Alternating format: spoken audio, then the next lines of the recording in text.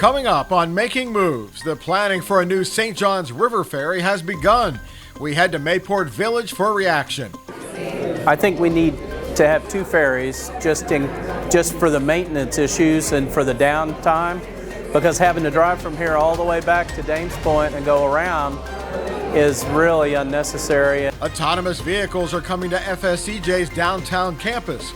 We'll show you the first test runs and tell you why this project is so important. JTA expanded portions of Alta Drive near the port. What residents and business owners are saying about the upgrade. There's sidewalks, there are traffic lights, there's new development by Publix, which is very convenient for all of us, and everybody's getting to know Alta Drive.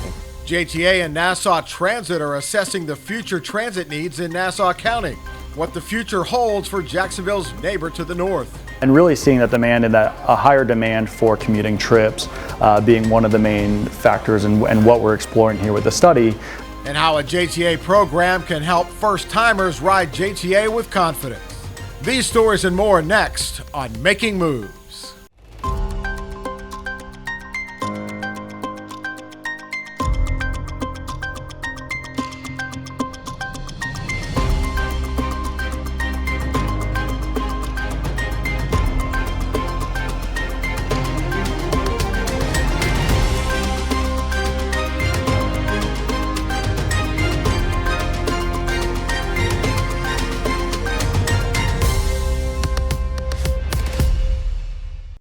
Hello and welcome to Making Moves. I'm Bill Milnes. Thanks for joining us today. We begin with big news for downtown. As JTA announced last week, it will begin negotiations with two local developers to build housing on current JTA property. At the authority's December 14th meeting, the JTA Board of Directors authorized its staff to begin negotiations with the developers of the Gateway Jacks downtown redevelopment project for property adjacent to the Rosa Parks transit station, and with Quarter Lot Development Group for a parcel near its Kings Avenue Skyway Station and parking garage. CEO Nat Ford called the announcement monumental. I've had an opportunity to talk with a lot of the developers in our community. I think that the keystone time event was when we had the TOD forum here right across the street in the Prime Osborne, where we brought developers, urban developers from around the country who were comfortable with transit-oriented development, and they were able to talk with the developers here in our community. Once our developers, Corner Lot, in this case with Gateway Jacks, once those teams started hearing about the potential of urban development in a downtown, off it went. And they also, most importantly in my discussions with them, having a trusted organization. Yes, we're a governmental entity, but you have to have a very private sector mindset to be creative legally. We're also looking at taxpayer dollars, making sure we're making a prudent investment and pulling all of that together and building the trust with the private sector that they can do business with the JTA. The Gateway Jacks development is a $2 billion project proposed over a 20-block area of downtown. The other JTA property is a quarter-acre lot on the South Bank at Manning Street and Montana Avenue, just south of the Interstate 95 overpass.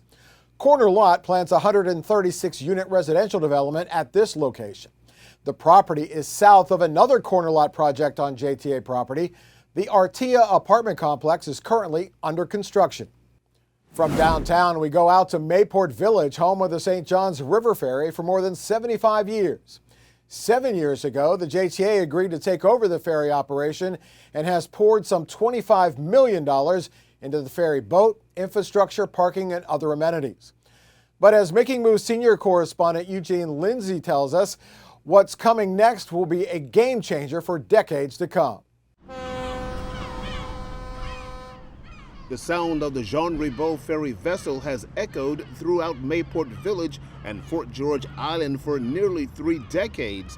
And after almost 30 years of currying vehicles and passengers across a nearly half-mile stretch of the St. Johns River, the time has come to start making plans for a new, more modern, environmentally friendly vessel to take its place. We have a public meeting to discuss the ferry feasibility study that JTA is doing to figure out what improvements we should make to buying a new ferry vessel.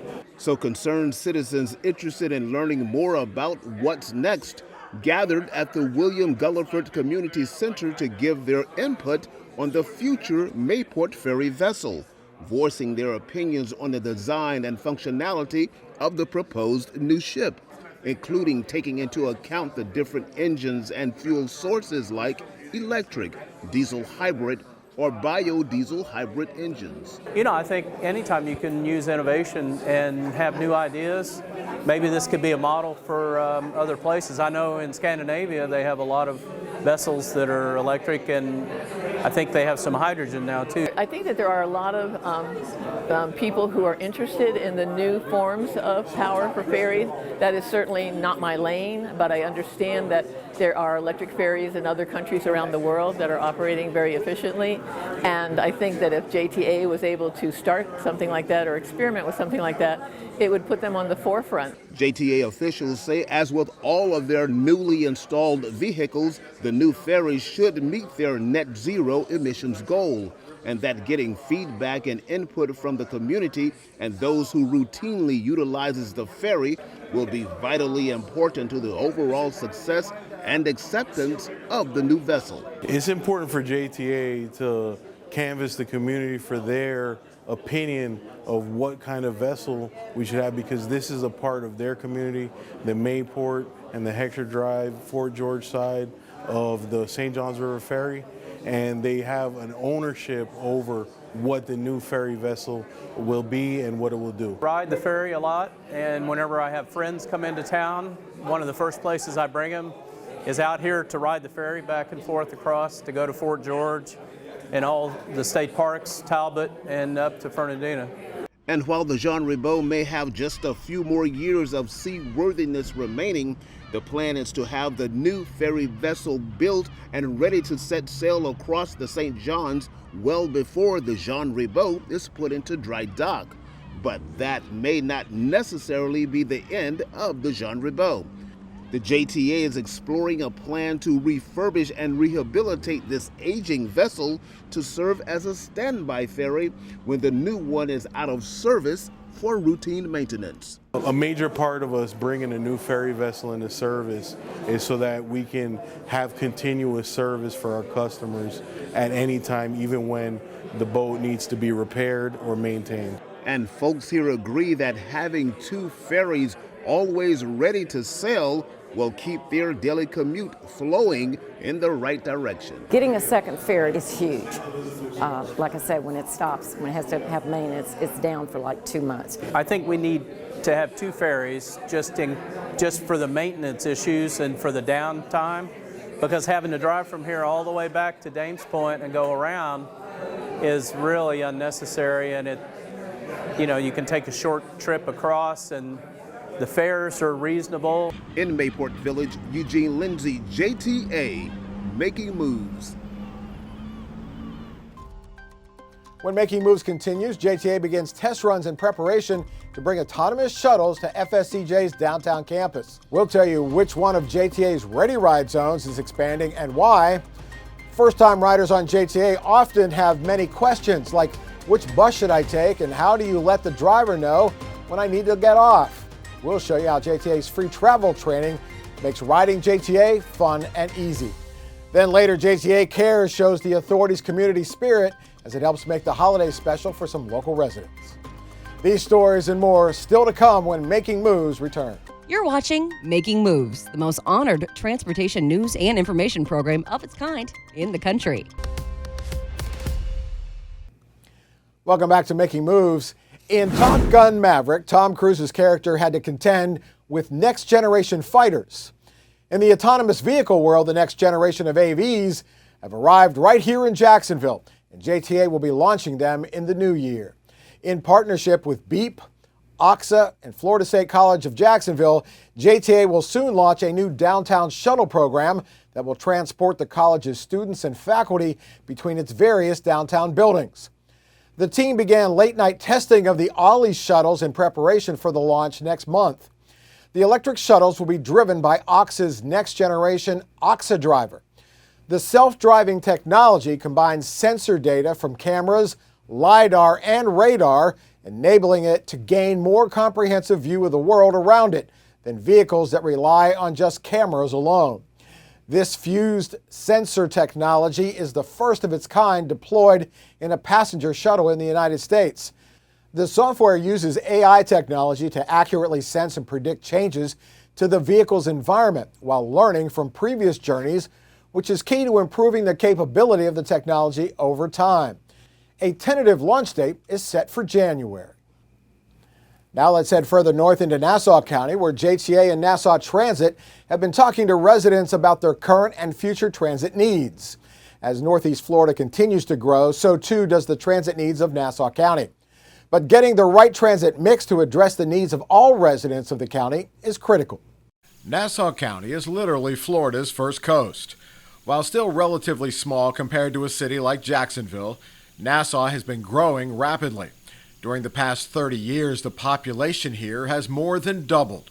That growth has been countywide, even in small towns like Yulee, which saw a 26% increase between 2018 and 2021. JTA and Nassau Transit recently held its second of two public meetings here to address this growth and how it will determine the need for more transportation services in the future. They're looking for what are their highest priorities. Do they feel safe and comfortable on transit vehicles or traditional transit vehicles? Do they know about services? Where do they typically go to and from? Where their places of employment are and residential locations, so we can understand those travel patterns. We're capturing all that information through our survey, but also through kind of interactive activities during the public meetings.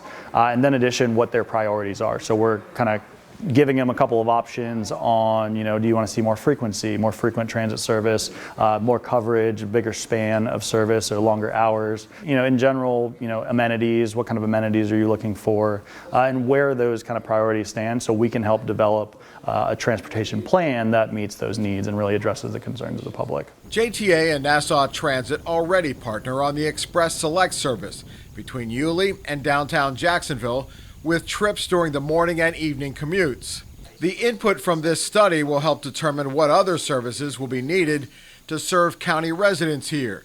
Most importantly, those who might have limited mobility options. I really do think that there's a need in Nassau County for public transit. I think as more and more people keep coming here, the roads are only going to get busier and busier, and you can only add so many lanes. So I think it will in the future be necessary. For JTA, this partnership with Nassau County is part of a long-term strategy to add more regional services in surrounding counties that effectively erase borders and make travel throughout Northeast Florida more seamless. Right now, JTA and Nassau County partner on the Nassau Express Select, which does commuter trips to and from Jacksonville into Yulee and Fernandina Beach. And really seeing that demand and that a higher demand for commuting trips being one of the main factors and what we're exploring here with the study to really help identify what kind of commuting patterns we need to address. In these post-pandemic times, the JTA has put a moratorium on major changes to the bus system as it continues to rebuild its ridership loss during the COVID-19 outbreak. What it is doing, though, is fine-tuning its route timing so that the buses will perform more efficiently and sustain a higher on-time performance. January will be the next adjustment. Here's a look at the routes that will see timing adjustments. Look for the changes wherever you get your bus schedules. Also in January, the Highlands Ready Ride Zone is expanding. The zone will now extend an extra quarter mile beyond Ferry Road to Beltline Road to better serve businesses along that corridor. So you folks in the Highlands Ready Ride Zone, please take note. And in Mayport, the Route 24 bus will have increased service hours, matching the recently expanded hours of the St. Johns River Ferry. The ferry now runs from 6 a.m. to 8:45 p.m., extending 2 hours during the week and 1 hour during the weekend. Imagine being an adult with a cognitive impairment or a senior citizen who can no longer drive. You may well feel helpless or that your independence is lost forever. Well, maybe you've thought about taking a bus but have no idea how to use the service and are afraid to get on the wrong vehicle. All that is perfectly understandable. If this sounds familiar to you or someone that you know, then you should know that JTA offers travel training to both individuals or groups to help give you back your freedom and your life. Making Moves producer Carlos Bouvier explores JTA's travel training program to show you how the authority can help you go shopping, visit a friend, or go anywhere else you want to go. We're going to have a lot of fun today. Are you ready? Travel training is actually an essential role in a transportation authority. My job specifically is to teach the know-how on everything related to riding the bus. And if you have any questions at all. So these are the ladies who will come and assist you. Thank you. Have a nice day. Yeah. Traditionally, it sits within the paratransit world. They're the ones that need the services the most. Some of them might never drive, so I teach them how to be independent and how to navigate the community safely. We are going to be now taking the elevator to the second floor to the Skyway. Is everybody excited? Yeah. All right. Currently, travel training for JTA is actually much bigger as to where it's open to the public. You can access the second floor 3 ways: the elevator, the escalator, or the stairs. I travel train across 3 services currently, which are the bus, the ferry, and the Skyway, and soon to come would be the autonomous vehicles. I'm here to discuss today all of our services, all of what JTA has to offer, and particularly travel training. Travel training comes in many different forms. Many times I write the service with them, but I can also just teach them the route and give them the details. All of our services, including the Ready Ride, which we'll get into in a minute, they're all ADA compliant. That means they all have ramps, so they all assist you in all of your needs. Travel training is in 2 categories. It's either on a one-to-one basis or on a group basis. And on a group basis, it's really like a field trip on our services, whether it being the ferry, the Skyway, or the buses. So the gentleman here will be telling us, Mr. Howell will tell us how to get in and how to get off. Now we're going to remember to stay behind the yellow line, yes? If you want to sit, you can. There's benches right there. In order to be a travel trainer, you need to have the right personality traits. So you have to have a lot of empathy. You have to have a lot of patience. Now we're going to be taking the escalators. Well done. And you want to go ahead? Yep, press it. And then really hard, go on. There you go, well done. You have to be that person that understands, you have to just have a really big heart. And most importantly, you have to be certified. There are liabilities that come with that. I am obviously taking all kinds of individuals, and often in very large groups, onto the streets. So I am there representing JTA, so it is a very big responsibility. It's a whole lot bigger than just putting somebody on our services. It's literally giving them freedom. It's literally giving them independence. Look to your right because you want to make sure no buses are coming. 1, 2, 3, 4. The feedback is where the satisfaction lies. It's where you feel like, you know what? You've just enriched or bettered or improved somebody's life. I mean, does it get better than that, right? Thank you so much, and we'll see each other again. Yeah, thank you, thank you. Bye-bye. Have a safe travels, yeah?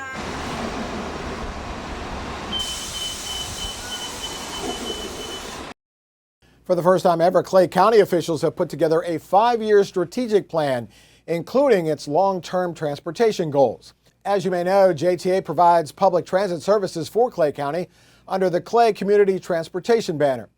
As part of its strategic plan, Clay is hoping to expand ridership on CCT by 20% over the next 5 years by providing 50 to 60 bicycles per year to help people get to bus stops. Oh, thank you. Yes, ma'am. Just put it right there. Yes, ma'am. Still to come, the JTA Cares team helps make the holidays a little more special for some local residents. We'll explain when Making Moves returns right after these messages. Welcome back. Everybody knows that JTA provides transportation for the citizens of Jacksonville and surrounding counties. It also builds things, roads, bridges, sidewalks, and more.